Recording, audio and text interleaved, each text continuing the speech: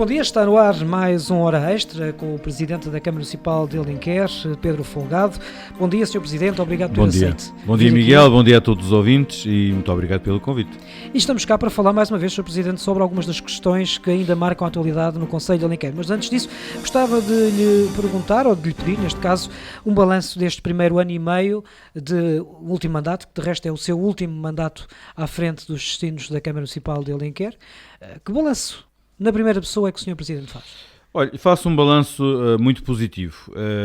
E porquê é que faço um balanço positivo? Porque tivemos a oportunidade de eleger mais um vereador e, portanto, o que permitiu a redistribuição dos pelouros e, portanto, aumentando ainda assim a responsabilidade, mas também a possibilidade de dividir mais trabalho e de haver um acompanhamento mais próximo de todas as matérias que temos vindo a desenvolver ao longo destes anos, desde 2013. E, portanto, fiquei satisfeito com isso e isso, como disse há pouco, permitiu ou tem permitido que muitas das coisas que estavam a demorar mais tempo a andar pudessem efetivamente começar a andar a bom ritmo, nomeadamente as obras municipais, portanto o vulgo PEDU, não é? Portanto, nós, como se sabe, fizemos uma candidatura à CCDR Centro, tivemos um valor para executar essas obras e mesmo com as circunstâncias que têm sido muito difíceis em termos de preços, em termos de empreiteiros, porque realmente, eles também se queixam que não têm pessoas, que isto após a pandemia tem sido de facto muito complicado, mas ainda assim as obras têm estado a bom ritmo e, portanto, também não temos outra alternativa que seja concluí-las este ano. E, portanto, porque o quadro comunitário encerrou em 21, mas ainda assim prorrogaram até 23 para concluir tudo o que era obras. E, por isso, as obras do PEDU estão a avançar a bom ritmo e, estão a transformar a Vila de Alenquer numa vila diferente, nomeadamente a Vila Baixa, numa vila diferente que, na minha perspectiva, vai ficar uma vila muito interessante para as pessoas poderem, passear, ir às compras, sem ter que se cruzar,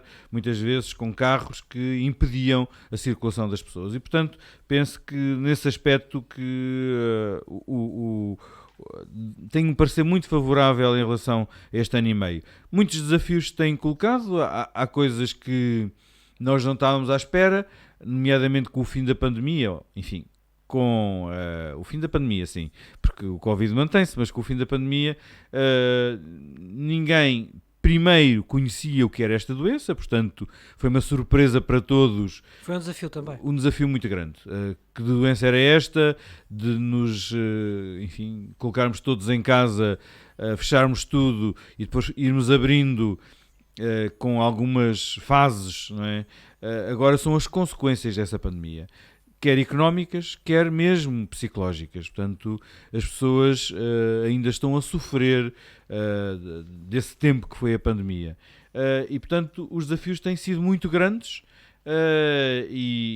estamos cá para os acompanhar e para, de algum modo, conseguirmos chegar às pessoas e, de algum modo, também fazer com que as pessoas não sintam tão de perto e em cada um de nós essa pandemia. E por isso tem sido de facto um grande desafio para todos nós que estamos na política e que estamos à frente, nomeadamente, de uma Câmara Municipal, porque é à Câmara Municipal que toda a gente vem bater à porta portanto, esta questão tem sido realmente muito grande. Depois também dizer-lhe que a pandemia também trouxe novidades em termos de deslocalização de pessoas, ou seja, muita gente acabou por sair de Lisboa e da área envolvente a Lisboa e acabou por procurar Alenquer para se fixarem. E isto obriga uma planificação económica e não só de novos equipamentos, o facto de trazer mais pessoas para Alenquer e os últimos censos mostram isso, que nós crescemos em termos de população, o que implica depois os equipamentos, não é? O parque escolar, os equipamentos de saúde, enfim, um orçamento diferente, os transportes, nomeadamente escolares, e dotar também a Câmara, aos serviços, de resposta atempada e adequada às necessidades destas pessoas que vêm, que se deslocalizam para Alenquer. Portanto, são pessoas que não vivenciaram Alenquer, não são de Alenquer, mas que, enfim, exigem que o Conselho responda adequadamente às suas necessidades. E, portanto, isto também é, efetivamente, um desafio, e este tem sido um desafio neste ano e meio, de planificar e de antecipar uma série de questões que são colocadas por estas novas pessoas, que, como digo, não são de Alenquer, mas que passaram a vivenciar Alenquer. E, portanto, isto também é, efetivamente, um novo desafio. E isto implica que se pense, como eu disse, na construção de novas infraestruturas, e por isso é que também diligenciamos no PRR a construção, enfim, de uma unidade de saúde familiar para a Brigada, da requalificação de um centro de saúde em Olhalvo, para poder responder às necessidades da saúde, e estamos a equacionar agora, uma vez que estamos a chegar ao PT 2030 e que vamos negociar em termos de CIM os valores para cada município, estamos a organizar-nos no sentido de ver, enfim, que escolas é que precisamos, porque vamos precisar, nomeadamente entre Alenquer e Carregado, vamos precisar de uma nova escola. E estamos a trabalhar enfim, em potenciais localizações para colocar essa escola para, de algum modo, poder suprir esta necessidade que é Alenquer e Carregado, que está cheia. Interessante vermos que todos os dias, nomeadamente ao Carregado, chegam muita gente imigrada, nomeadamente do Brasil e de outros sítios, e nós temos que responder adequadamente à educação e aos miúdos que vêm com esses imigrantes. E, portanto, enfim, para além desta deslocalização de pessoas de Lisboa e arredores para Alenquer, temos também esta questão dos imigrantes que chegam ao nosso concelho e nós temos que responder. E, portanto, Alenquer, como digo, e Carregado estão sobrelotadas em termos de educação e, portanto, temos que encontrar um novo espaço para, enfim, acomodarmos. Isso é um projeto quanto antes, Presidente? Sim, a questão aqui é o tempo que é diferente, não é? O tempo de resposta às vezes é desadequado ao tempo da procura e pronto, conhece como é que é uma Câmara, não é? Como é que é a contratação pública em Portugal e por isso às vezes é difícil de responder no imediato a estas necessidades. Nós vamos respondendo, vamos transportando, nomeadamente no que diz respeito aos alunos, vamos transportando alunos para outras escolas, para, enfim, acomodar estas necessidades, mas, enfim, isto não é de solução, é uma solução imediata, mas tem que haver uma solução a médio e longo prazo na construção, de facto, de um equipamento escolar para responder a estas questões. E, portanto, estamos nessa fase de procurar, enfim, uma localização adequada para colocar estas pessoas. E, portanto, isto é mais um desafio também, para além da educação e da saúde, é mais um desafio também a questão da ação social, não é? Porque, como se sabe, enfim, é uma política de fundo do atual governo a descentralização de competências, portanto, quer na educação, quer na saúde e na ação social, e, portanto, muitas coisas que nós já respondíamos em termos de ação social, passámos a responder ainda mais. E, portanto, isso também é um desafio, que é esta proximidade com as pessoas, das necessidades das pessoas, perceber como é que podemos ajudá-las ainda mais e melhor, e, portanto, a ação social também tem sido um desafio, embora, como digo, nós já estávamos muito habituados em termos de ação social da Câmara, em rede social local, mas ainda assim é mais um desafio e isto faz com que tenha que ser inseridos mais técnicos para responderem a esta questão E nós, desde logo, também fomos daqueles municípios que responderam sim às descentralização de competências, porque eu acredito verdadeiramente que nós mais próximo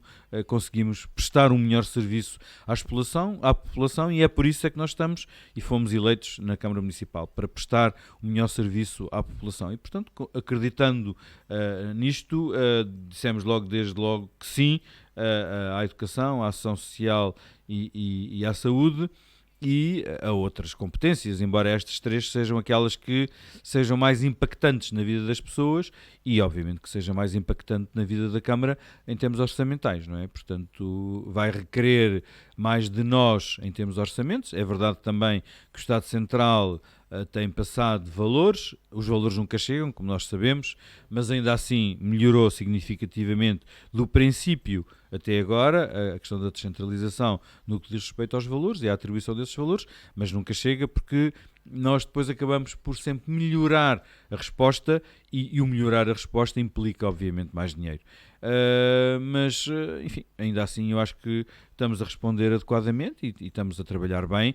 É recente e, portanto, sendo recente, também temos que nos adaptar, quer em termos de serviços, quer em termos de resposta, mas eu penso que está a correr bem. E, portanto, este ano e meio tem sido basicamente este desafio, com nova variação, novas respostas, proximidade maior, acabar, de facto, as obras do PEDU, planificar agora o PT 2030 e, de algum modo, acompanhar esta questão que é a descentralização de competências. Portanto, são vários projetos em simultâneo, divididos, obviamente, por vários vereadores que vão acompanhando estas temáticas. E a pegar exatamente nisso, porque com 5 vereadores era expectável que o Presidente delegasse e tivesse menos trabalho. É assim que acontece ou nem por isso? Sim, de algum modo sim. Vamos lá ver. Também, como se sabe, eu não estou, enfim, para além da Câmara Municipal, tenho outros desafios a nível da comunidade intermunicipal e, portanto, em termos de comunidade intermunicipal, requerem muito de mim, até porque nós também temos vários projetos impactantes. A comunidade intermunicipal do Oeste cresceu muito,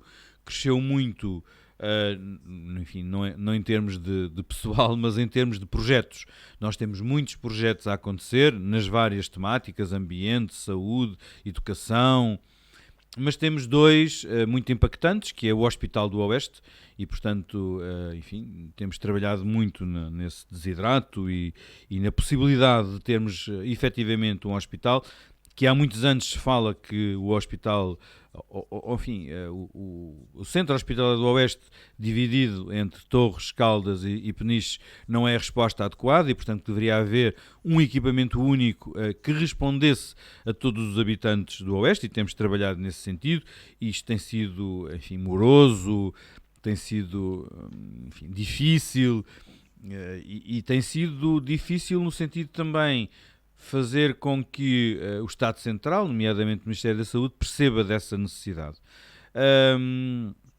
Para além do hospital, estamos a trabalhar na questão do novo modelo de transportes, portanto, perceber, enfim, o modelo, enfim, normal, digamos, é abrir um concurso, concessionar a alguém os transportes, mas nós quisemos ir mais longe e quisemos perceber se poderíamos ser operadores internos.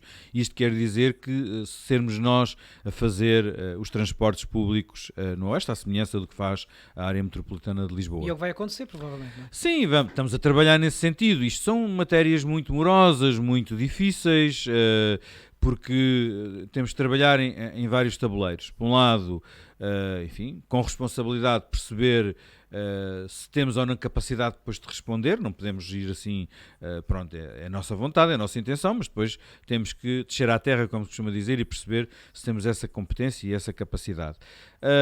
Já percebemos que numa primeira fase não temos, e por não termos, estamos a trabalhar no sentido de podermos adquirir, enfim, algumas participações em algum operador que já exista no território, para podermos, enfim, tecer e fazer política de transportes, porque enfim, havendo um operador interno, depois temos muita dificuldade, no fundo contratualizamos, mas depois é o operador interno que faz as políticas, e o que nós queríamos mesmo era fazer política de transportes, e portanto estamos a ver, por um lado, que operadores é que podemos fazer, a quem é que podemos fazer esse desafio, e por outro lado, depois também administrativo ou juridicamente, ver se isto é possível. Isto é inovador em Portugal, e sendo inovador, temos que trabalhar também em várias frentes nesta área da administrativa ou jurídica, que é o Tribunal de Contas, a AMT, IMT, enfim, o Governo, e portanto temos vindo a trabalhar ao longo destes meses, que são muitos, e que parece que é tudo fácil, mas que é muito difícil, porque a legislação não é tão clara quanto isso, e portanto temos que cautelar tudo para que as coisas possam correr bem. E portanto estes têm sido, enfim, para além de outros, mas estes têm sido os desafios maiores que eu tenho tido na comunidade intermunicipal do Oeste. Que tem que juntar à Câmara Municipal. E que tem que juntar à Câmara Municipal, e para, enfim, como se costuma dizer, a cereja no topo do bolo, é esta possibilidade de ter uma nova NUT. O que é isto da nova NUT? É termos uma nova região em que a comunidade intermunicipal do Oeste, a comunidade intermunicipal do Médio Tejo e a comunidade intermunicipal da Lesíria poderem construir em conjunto uma nova região, que no fundo pertencemos todos a Lisboa e Val do Tejo, mas autonomizar-nos da área metropolitana de Lisboa e, digamos, o Val do Tejo, digamos, portanto, o OVT, como nós chamamos, do Oeste e Val do Tejo, poderem se autonomizar e, de facto, construirmos aqui uma região que, pertencendo a Lisboa, mas que, de facto, é diferente de uma área muito urbana, muito metropolitana, como é a área... São realidades diferentes, não é? Completamente diferentes. E essa conversação entre todos está a correr de feição? Sim, no fundo, nós, mais uma vez, estamos em vários tabuleiros. Tabuleiro 1 foi perceber se havia essa vontade, e houve essa vontade por parte dos 36 municípios que pertencem a esta região. Vamos agora diminuir ligeiramente, porque o Médio Tejo vai perder 2, mas seja como for, enfim, que sejam 34, e estes 34 têm-se entendido neste desidrato. Depois, para além disto, fizemos o caminho de... Enfim, convencer o Estado Central que isto era importante para nós. O Estado Central foi convencido, e aí tenho que agradecer nomeadamente ao Sr. Primeiro-Ministro, António Costa, porque se não fosse a vontade dele isto nunca teria acontecido, porque sabemos que nestes processos há sempre contravapores, há sempre gente que não quer, mas pronto, ele realmente disse que sim, e por ele ter dito que sim, esta questão foi para a Comunidade Europeia, e a Comunidade Europeia deu luz verde a este projeto, e portanto agora é uma questão de tempo. Em termos de fundos comunitários, obviamente que só entrará no outro, não agora no PT 2030, mas no outro quadro comunitário, portanto a partir de 27. Em termos administrativos, penso que em 2024, ou seja, para o ano, já vai começar a acontecer alguma coisa no que diz respeito a esta NUT 2, que nós chamamos administrativamente, esta NUT 2. E, portanto, também tem sido um desafio este processo. Não tenho estado sozinho, obviamente, tenho estado com a minha colega de Tomar e o meu colega de Almeirim, mas ainda assim entendemos-nos, e penso que vamos no bom caminho e que, enfim, partimos muita pedra, houve avanços e recuos, mas que agora estamos alinhados e que vai acontecer e que vai ser importante para esta grande região que está às portas de Lisboa, mas que é diferente de Lisboa e que isto tem nos dois caminhos. Nós vamos, obviamente, enfim, ser beneficiados porque estamos às portas de Lisboa, mas também Lisboa vai ser beneficiada pela ruralidade, pela diversidade, pela complementariedade que vamos proporcionar a Lisboa, estarmos esta região dentro de Lisboa e Val do Tejo e ainda assim sermos diferentes da zona urbana. E, portanto, construímos aqui alguns projetos, enfim, chave, importantes, que espero serem financiados também neste quadro comunitário, nomeadamente na área do agroalimentar, na área da Smart Region, portanto da transição digital. Portanto, são áreas que estamos a trabalhar transversalmente nestes 34 municípios e que vamos aproveitar também fundos comunitários para desenvolver mais projetos nesta área. Portanto, também tem sido um desafio em termos de comunidades intermunicipais esta questão. E, finalmente, também pertenço ao Conselho Diretivo da Associação Nacional de Municípios Portugueses e, portanto, participei muito nesta questão da descentralização de competências, nomeadamente mais na questão da saúde e da ação social, embora a educação também tenha sido um assunto recorrente, mas já vinha de trás do outro mandato, mas neste mandato foi essencialmente a saúde e a ação social, que fizemos muitas reuniões paralelas e muitas reuniões com o Governo e muitas reuniões entre nós presidentes, com as várias forças políticas representadas e que conseguimos de algum modo também enfim, estabilizar esta questão que foi a descentralização de competências e que, enfim, será um novo caminho, digamos, para um dia, quem sabe, haver a regionalização em Portugal. Mas pronto, não falamos de regionalização, falamos de descentralização de competências e de transferência dessas competências para a administração local, para nós podermos, enfim, mais atempadamente e com mais proximidade responder às necessidades das pessoas. E, portanto, está a ver que, para além da Câmara, não é?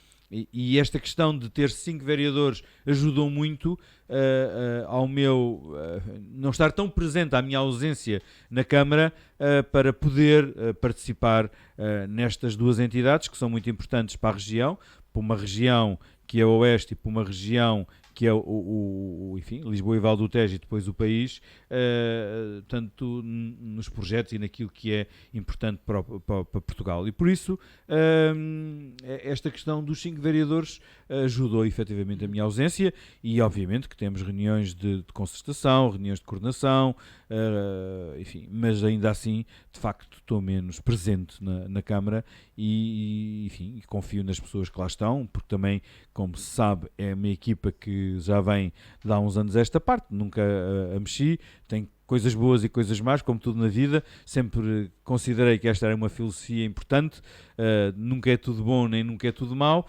mas pelo menos é uma equipa coesa, é uma equipa que se conhece e este facto de nos conhecermos é para o bem e para o mal, portanto sabemos quais são as nossas fragilidades, mas também quais são efetivamente as nossas qualidades e por isso, aproveitando as qualidades, acaba por ser uma equipa muito trabalhadora, muito presente, enfim, e com o mote de que estamos ali para servir o município, acabamos por conseguir trabalhar todos em conjunto.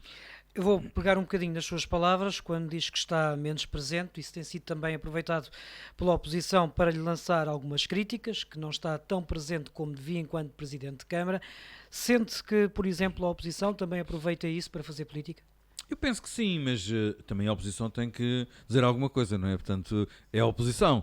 E eu, enfim, não levo isso a mal, quer dizer, eu para mim a política, eu descobri a política, enfim, não há muitos anos, portanto, enfim, digamos 10, 12 anos que descobri a política, como se sabe eu era diretor de uma escola e sendo diretor de uma escola também fazemos política, obviamente. Não a mesma, não é? Não é a mesma, é uma micropolítica, também estamos um bocadinho numa bolha e portanto é mais fácil de controlar os processos, aqui é mais difícil e imagino que no governo seja muito mais difícil ainda, portanto depende da escala, mas ainda assim eu para mim faz sentido haver oposição, por um lado porque nos desperta para algumas coisas que nós, enfim, por causa do ritmo de tudo, acabamos por não dar importância e, portanto, é importante que essa oposição esteja presente e que nos faça realmente alertas para algumas coisas e por isso não leva a mal e acho que é importante haver uma oposição forte e que realmente, enfim, nos desperte para essas coisas. O que não leva mal, o que leva mal, o que não leva bem, é realmente a politiquice barata, isso é que exploram questões pessoais, questões que não têm a ver com ideias políticas e com opções políticas, mas com outras questões, e isso é que leva muito a mal e não, enfim, não consigo, enfim, também se calhar para a minha formação pessoal, não consigo entender. Mas percebo a crítica, é verdade que estou ausente, mas como digo, nós temos reuniões de coordenação, temos reuniões em que discutimos as coisas e, portanto, o facto de eu não estar presente fisicamente não quer dizer que eu não esteja presente nas decisões. Sabe tudo o que se passa na Câmara Municipal? Sei, sim, senhora. Isso é uma questão que eu sempre fiz questão de saber Não, Há enfim, pormenores, ao não é? detalhe, se calhar não sei, não é? Sei lá, quantos médicos de família, isso também sei por acaso, mas faltam no conselho. Mas há questões muito de pormenor que eu se calhar não sei, não é? E por isso é que temos os vereadores, senão também não fazia sentido haver vereadores, então tratava eu de tudo. Mas na globalidade, sim, sei todos os assuntos, tenho essa capacidade e essa sorte dos meus vereadores informarem-me das várias coisas que acontecem, nem que seja em meia hora de final do dia, nós conversamos, às vezes pode não ser em reunião de coordenação com todos juntos, Às vezes mas ao telefone também, não é? individualmente conversamos sempre e, portanto, estou sempre elucidado, mesmo em termos de urbanismo, que é uma área que eu domino menos, mas que sei quais são as empresas que pediram, que querem, e depois, como se sabe, enfim, em terras pequenas, como Alenquer, enfim, é média, mas ainda assim é pequena, as pessoas acabam por ligar muito ao Presidente da Câmara, não é? Presidente, veja lá este projeto e aquele e o outro, e portanto, aqueles mais impactantes, eu conheço-os, nem que seja pelo telefonema, não é? E veja lá se pode avançar, como é que é, isto já está muito tempo parado, e portanto, os projetos, como digo, mais impactantes eu acabo por conhecer, enfim, dentro da Câmara, obviamente, como digo, a senhora vereadora informa-me de tudo e das decisões mais complexas, mas ainda assim também as próprias pessoas ligam-me regularmente e, portanto, e por isso não tenho razão de queixa a esse nível. Se, quando cheguei em 2013, tinha muito esta... Enfim, não sei se seria uma desculpa, mas pelo menos dizer, olha, isso não sei, vou tentar saber. Neste momento é muito raro eu dizer isso, a não ser, como digo, seja coisas de detalhe, mas é muito raro eu dizer Também isso. já são 10 anos. Também já são 10 anos, é Sr. verdade. Presidente, vamos fazer aqui uma pausa nesta nossa conversa. Voltamos já de seguida para a segunda parte com o Presidente da Câmara Municipal de Alenquer, Pedro Folgado. Estamos de regresso para mais uns 25 minutos, sensivelmente, com o Presidente Pedro Folgado, o Presidente da Câmara Municipal de Alenquer. Sr. Presidente, ainda temos aqui alguns assuntos para falar, depois de termos feito aqui um balanço, que eu gostava de lhe perguntar mais a pormenor relativamente às obras da rua principal. Ora bem, já aqui falámos nestas obras, estão um bocadinho atrasadas, calculo que será para junho, mais ou menos, a sua inauguração, mas perguntava-lhe diretamente relativamente à questão dos custos. Ora, a pandemia trouxe custos, trouxe atrasos a esta obra. Como é que foi superar isto tudo? E este mês de junho é mesmo o mês final para a inauguração?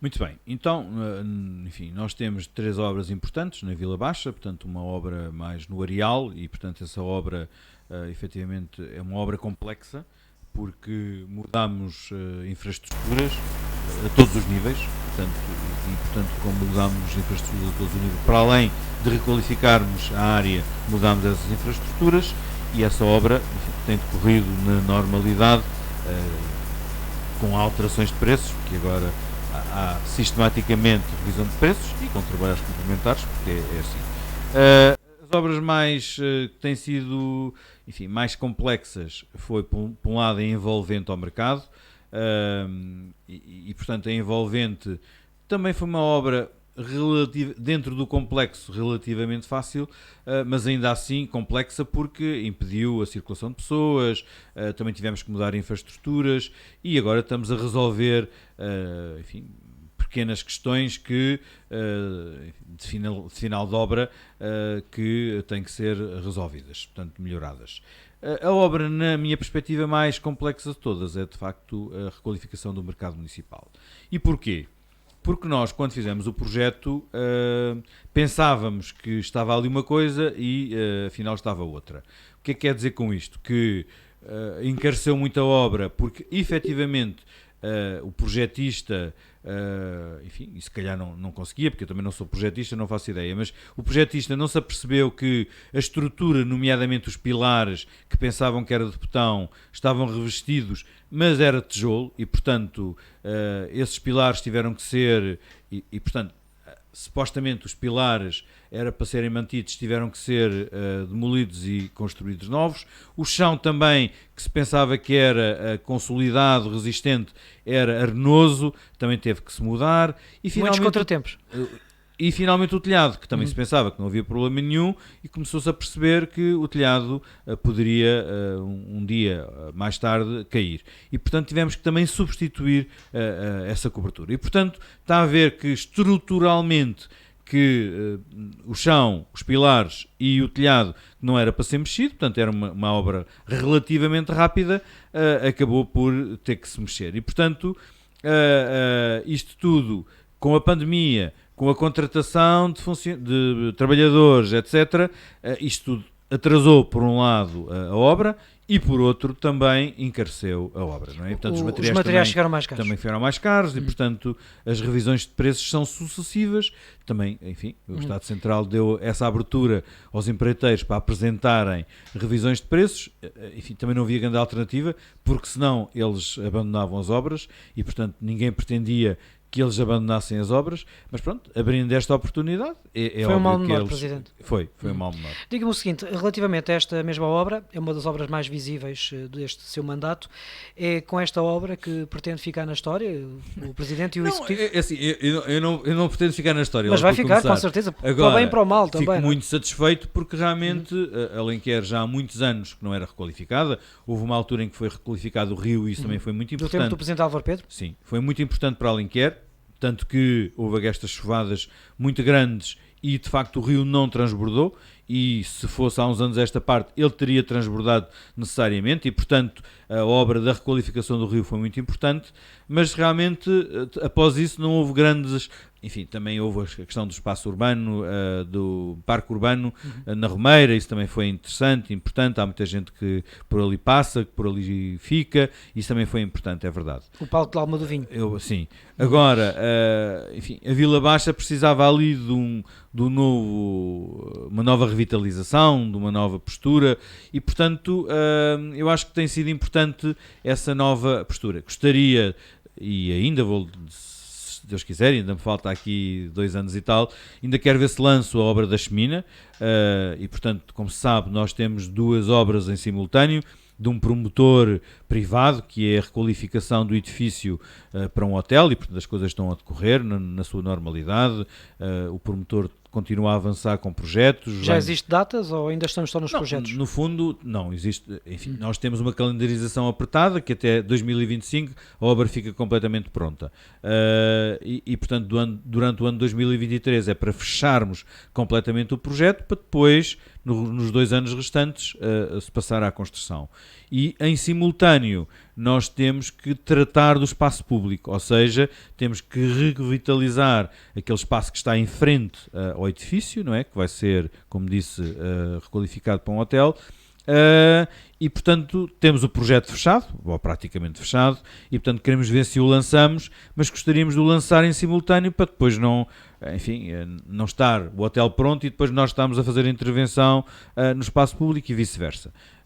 Mas como digo, o projeto está praticamente fechado e portanto gostaria de lançar esse projeto, enfim, se acabar até 2025 melhor, se não acabar, mas pelo menos fica lançado o projeto e começado a obra. E portanto também acho que vai ser muito importante para Alenquer, porque, enfim, como se sabe, vamos demolir ali alguns módulos e dar uma abertura maior para o edifício e para o próprio parque. Em termos de património edificado, é importante para... E estamos a falar apenas, neste momento, da sede Conselho, mas é importante para a sede Conselho ver aquele edifício pronto, não é? Sim, sem dúvida nenhuma. Enfim, ele em 2020 não sabia bem o que é que se ia fazer com o edifício, o facto de ter ardido, não é? Naquela altura, enfim, passaram 23 anos e nunca aconteceu nada e, portanto, nós considerámos que era interessante ter um hotel com várias camas, porque, independentemente de Alenquer estar próximo de Lisboa e ser um destino de passagem, digamos, não é? Portanto, as pessoas vêm, mas vão dormir a Lisboa, era importante também que colocássemos pessoas a dormir em Alenquer e concentradas, porque, felizmente, temos muitas camas em Alenquer, mas dispersas no território, nomeadamente os turismo rural, os alojamentos locais, etc. Porque, como toda a gente sabe, Alenquer é o casamentódromo de Lisboa e que temos muitos casamentos nas várias quintas seculares a acontecer em Alenquer e, portanto, as pessoas já querem dormir cá e, portanto, é importante estas camas e esta concentração de camas pode vir a trazer também, em termos culturais, em termos de procura, pessoas, e em termos de seminários. Eu lembro que fizemos aqui há uns anos um seminário internacional de Espírito Santo e as pessoas não tinham onde dormir, tivemos que colocá-las em Lisboa e transportá-las para trás e para a frente, em Vila Franca, e portanto isto é de facto um constrangimento e era importante haver o hotel, e por isso é que fomos por essa ideia. Mas ainda assim é importante realmente a requalificação daquele espaço, e é um ícone importante para Alenquer, aquela fábrica de lanifícios, e por isso daí a aposta não só na requalificação, mas também no promotor de fazer o hotel. Depois também temos a entrada de Alenquer, que na minha perspectiva é feia, mas é o que é, e portanto deveríamos também ter ali alguma atenção, e temos um projeto, e estamos a trabalhar e a finalizá-lo, para a entrada de Alenquer, no fundo também para requalificar aquela entrada. Quando fala entrada de Alenquer, é quem chega é da rotunda grande até à rotunda que depois, enfim, põe o trânsito para dentro de Alenquer, para o Camarenal e para, eventualmente, para a Estrada de Torres. E, portanto, essa zona toda também vai ser requalificada e, portanto, basicamente serão, enfim, as duas grandes obras ainda que, na nossa perspectiva, faltam em Alenquer. Falta um bocadinho também da requalificação da zona esquerda do Areal, tanto que tem ali a mata, e a possibilidade de nós termos um passadiço que vá até à Barnabé, que é os serviços municipais da Câmara, e um bocadinho mais a longe até Porto da Luz, mas ainda assim, enfim, são 3 obras que nós estamos a trabalhar em simultâneo e que eventualmente vamos tentar candidatar agora ao PT 2030. Para além destas obras em Alenquer, gostaríamos obviamente de fazer um esforço no sentido, com fundos comunitários ou com orçamento da Câmara, um esforço na requalificação do carregado. O que é isto da requalificação do carregado? É, efetivamente, temos vários projetos, já com alguma maturidade, focados na Vila de Alenquer, na Vila do Carregado, peço desculpa, nomeadamente na possibilidade de levarmos as pessoas até à frente de Rio, portanto, construirmos ali é algo que é muito pedido pelas pessoas, porque há muita gente a circular para trás e para a frente, a andar, a correr, e portanto estamos a trabalhar nesse projeto, ele também está praticamente pronto, e depois na requalificação de algumas áreas e artérias da Vila do Carregado. Castelo de Melhor, a Rua António Barém, enfim, algumas áreas que são importantes serem requalificadas. E depois, finalmente, o almejado Parque Urbano do Carregado, que não tem sido fácil. Nós temos trabalhado a sério nesse sentido. Qual é a localização do Parque Urbano? Pois, essa é que é a questão. Não tem sido fácil porque, como toda a gente sabe, há uma pressão muito grande por parte dos privados e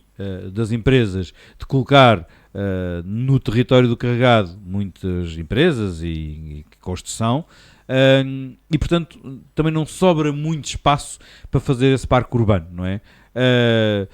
Enfim, nós tínhamos na altura pensado na guisandaria, porque estaria entre Alenquer e Carregado e havia ainda uma grande área disponível para eventualmente fazermos ali um parque urbano. Entretanto, tivemos ali alguns contratempos por causa da questão das fotovoltaicas que estão lá mesmo ao lado, e portanto, enfim, tive aqui algumas altercações com o governo na altura por causa dessa questão.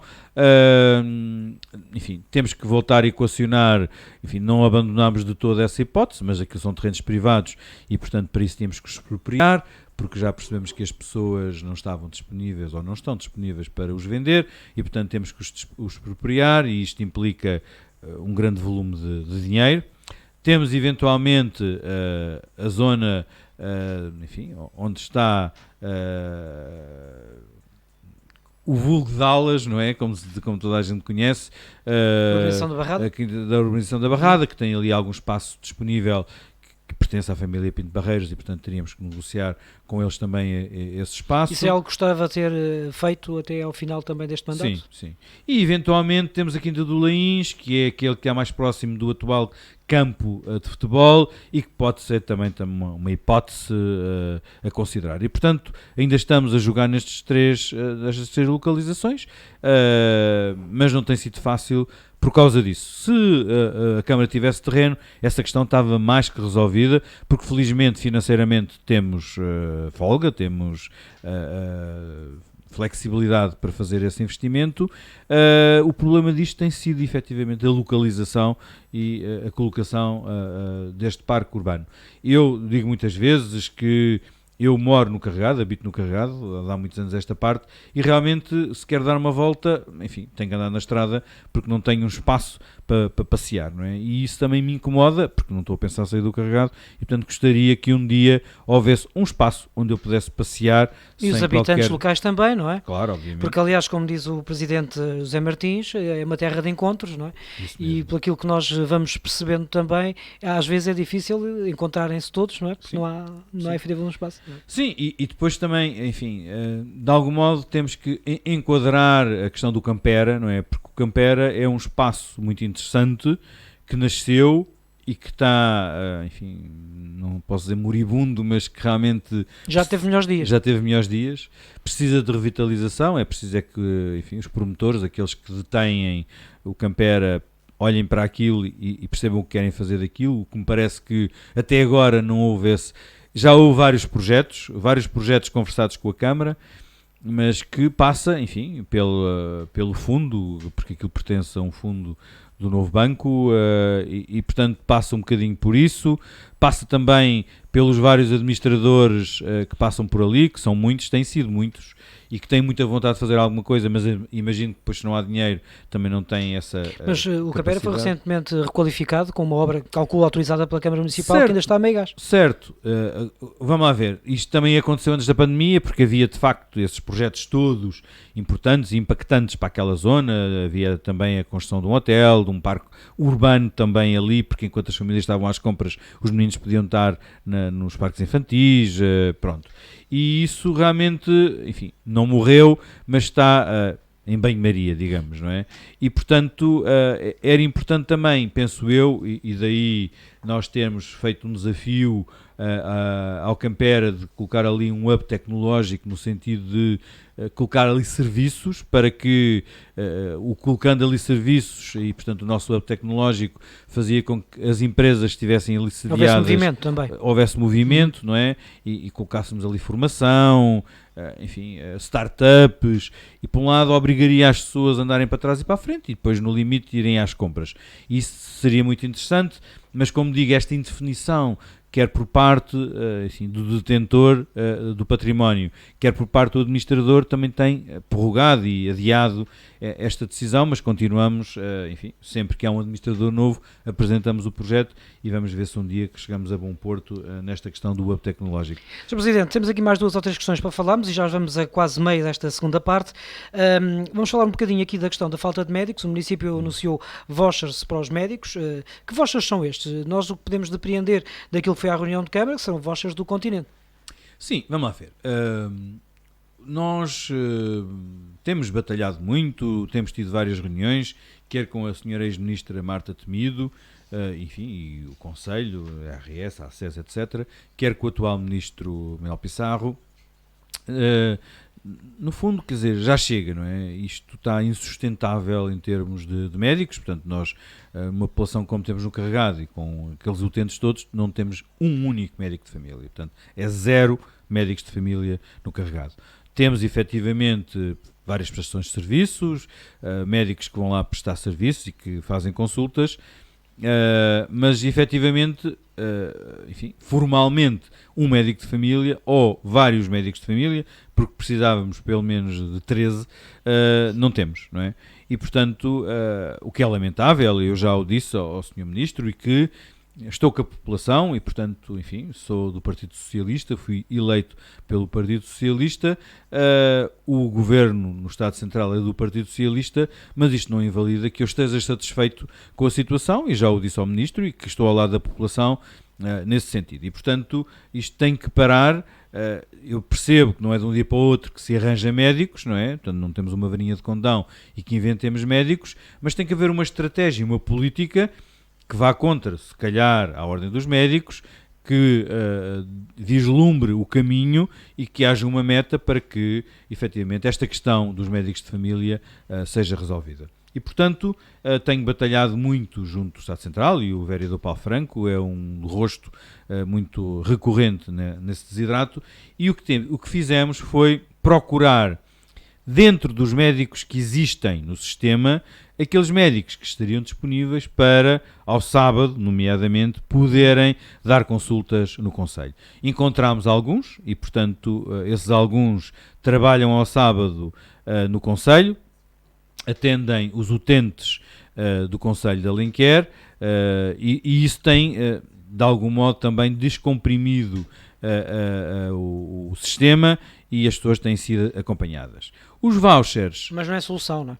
Certo, não é solução, obviamente, e por isso é que temos que continuar a batalhar no sentido de perceber qual é que é a política, qual é que é a estratégia que o Governo pensa para resolver este problema dos médicos de família.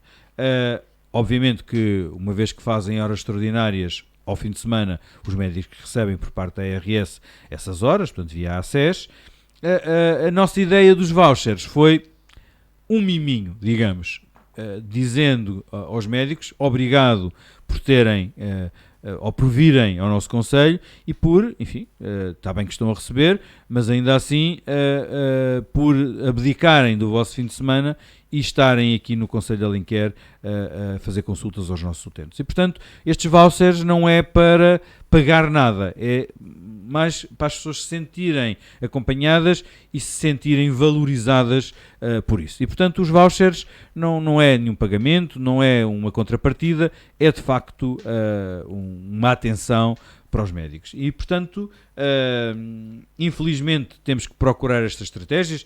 Outros municípios procuraram outras, não é? Fizeram os tais regulamentos e dão casas, e dão carros, e dão, sei lá, o acesso aos parques, aos equipamentos públicos.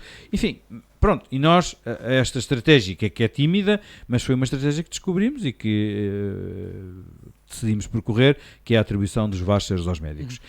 Eu, sinceramente, valorizo muito mais esta estratégia de uma atenção do que o regulamento e depois a atribuição de uma casa ou de um carro, disto e daquilo, porque senão andamos a ser competitivos uns com os outros e quem dá mais uma casa maior ou um carro melhor ou o jardim de infância, ou é que ganha, não é? Porque todos os municípios estão a fazer esse tipo de ofertas. Tal e qual, e portanto acho que... E sem resultados. E sem resultados, tal e qual. Essa é que é a questão, e sem resultados. Se deu resultado no início, neste momento não dá qualquer resultado. E portanto é o Estado Central que tem que resolver esta questão. Eu sei que com aquela questão da majoração em 60%, nomeadamente nesta área de Lisboa e Vale do Tejo, mas continua a não haver gente suficientemente interessada para vir para enfim, aqui para a região, para as unidades de saúde da região de Lisboa e Vale do Tejo. Portanto, tem que se pensar noutra estratégia, na carreira, não sei, o Governo é que tem que pensar nessa estratégia. Agora temos que resolver urgentemente esta questão da falta de médicos, porque a saúde é importante para a população e realmente uma pessoa, enfim, não tem dinheiro para ir andar sempre no privado e, portanto, nós próprios apresentámos soluções, que era a senhora Ministra Marta Temido, que era agora ao Ministro, no sentido de podermos solicitar a cooperação de privados, porque nós temos clínicas privadas a funcionar no nosso concelho, deles poderem fazer e as clínicas estava disponível, depois as questões não chegaram ao bom porto, questões jurídicas, enfim, mas enfim, nós fomos apresentando soluções alternativas. Agora é preciso que o Governo diga efetivamente qual é a estratégia e qual é a política que quer para enfim, a saúde. Sr. Presidente, temos 3 minutos para o final desta nossa conversa, que são como as cerejas, mas eu para o último deixo-lhe, não digo uma rasteira, mas uma pergunta interessante, que tem a ver com o seu futuro político no Conselho de Alenquer. Estamos a chegar ao final do seu mandato, o seu último mandato por imposição de lei. A primeira pergunta que lhe faço é se tenciona levar o mandato até ao último dia e dos seguintes nomes, quem é que apoiaria para ser o sucessor? O seu vice-presidente, o Rui Costa, o Paulo Franco, o Tiago Pedro, ou então o João Nicolau como deputado e, segundo nós conseguimos saber, bem posicionado dentro do Partido Socialista em Alenquer. Muito bem, então em relação à primeira pergunta, dizer-lhe que faço tensões de levar até ao fim o mandato, até porque eu fui eleito até 2025 e portanto faço tensões de levar. Obviamente que pode haver sempre no caminho e no processo novidades, não é? Mas a intenção, e sempre disse isto, eu fui eleito até 2025 e até 2025 eu irei. Eu sei que é, em alguns municípios, estratégia saírem mais cedo, para dar lugar, nomeadamente ao número 2, e depois continuarem, mas, enfim, nunca foi em Alenquer essa estratégia, não quer dizer que não se comece a estratégia, mas nunca foi em Alenquer essa estratégia, e portanto estou a pensar levar até ao fim o mandato. E portanto, essa é a resposta à primeira pergunta. À segunda pergunta, como deve calcular, é uma pergunta complexa. Mexe com emoções ao fim e ao cabo também. Obviamente, e com pessoas, não é? E com expectativas. Dizer-lhe quem é dessas pessoas todas, quem é a pessoa melhor preparada para ser Presidente da Câmara, é o Vice-Presidente, não tenho dúvida nenhuma. O vereador Rui Costa é aquele que, devido também às minhas ausências, não é? Que está melhor preparado. Já o tinha dito na sua entrevista de candidatura. Está melhor preparado para levar até ao fim, ou para recomeçar uma candidatura. Conhece todos os dossiês, enfim, não conhece depois aquela questão das CIMs, dos ANPs, mas conhece, em termos de Câmara, conhece todos os dossiês e é aquele que está melhor preparado. E isto, obviamente, que passa pela vontade do próprio em ser candidato, não é? E depois do povo em o apoiar. Dos outros todos, eu acho que qualquer um dos outros estão em boas condições de poderem ser candidatos. Enfim, isto também passa, por um lado, para a vontade de cada um, não é? E por outro lado também para o seu perfil para ser candidato. Há uns que têm melhor perfil que outros, digo eu, mas isso é a minha opinião pessoal. Mas ainda assim, enfim, se calhar o João Nicolau é aquele que conhece menos, enfim, as matérias da Câmara Municipal, mas que conhece o Conselho e, portanto, tem uma visão mais abrangente até, se calhar, da região. Todos os outros conhecem, enfim, dentro da sua área específica de variação, mas conhecem, efetivamente, as várias matérias também da Câmara. Se calhar o vereador Tiago Pedro tem uma visão um bocadinho mais abrangente, porque, como se sabe, ele foi meu adjunto e, portanto, também conheci muitos dos dossiês que eu acompanhava, mas ainda assim eu penso que todos poderão estar bem posicionados para serem candidatos à Câmara. Uma resposta politicamente correta. Eventualmente, Sr. Presidente, muito obrigado por ter vindo à Rádio Valor Local para esta espécie de balanço de ano e meio de mandato. Esta é uma entrevista que pode depois seguir também em podcast em radiovalorlocal.com e em vídeo nas nossas redes sociais. Muito obrigado também, desejo-vos um bom dia a todos os ouvintes da Rádio Valor Local. Muito obrigado.